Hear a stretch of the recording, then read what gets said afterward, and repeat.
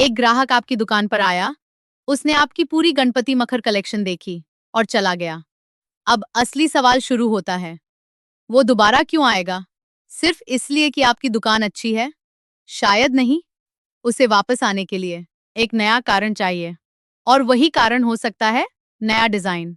सोचिए, पहली बार आने पर आपने उसे 20 डिजाइन्स दिखाए। 10 दिन बाद वही ग्राहक वापस आया और सामने फिर वही 20 डिजाइन्स हैं। उसके लिए दूसरी विजिट में नया क्या है? लगभग कुछ नहीं। अब यही स्थिति बदलते हैं। आप पूरी कलेक्शन एक साथ लॉन्च मत कीजिए। कुछ डिजाइन शुरुआत में रखिए, फिर कुछ दिनों बाद 2 या 3 नए डिजाइन जोड़िए।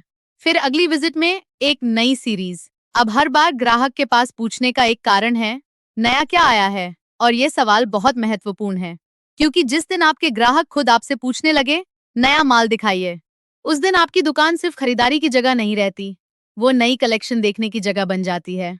इसीलिए नए डिजाइन्स का इस्तेमाल सिर्फ स्टॉक बढ़ाने के लिए मत कीजिए, उनका इस्तेमाल ग्राहक को वापस बुलाने के लिए कीजिए। आप चाहें तो अपनी कलेक्शन को छोटे छोटे ड्रॉप्स में भी बांट सकते हैं। पहला ड्रॉप ओपनिंग कलेक्शन, दूसरा न्यू अराइवल, तीसरा स्पेशल डिजाइन ड्रॉप। इससे एक ही सीजन में ग्राहक के पास आपकी दुकान दोबारा देखने के कई कारण बन सकते हैं। अमर टेक्सटाइल में भी लगातार नए गणपति मखर डिजाइन्स पर काम करने का एक कारण यही है। कलेक्शन स्थिर नहीं रहनी चाहिए, उसमें समय समय पर कुछ नया जुड़ते रहना चाहिए। क्योंकि अगर ग्राहक को पहले से पता है कि आपकी दुकान में उसे क्या देखने को मिलेगा, तो उत्सुकता खत्म हो जाती है। लेकिन अगर उसे लगे कि अगली बार कुछ नया मिल सकता है, तो कहानी बदल जाती है।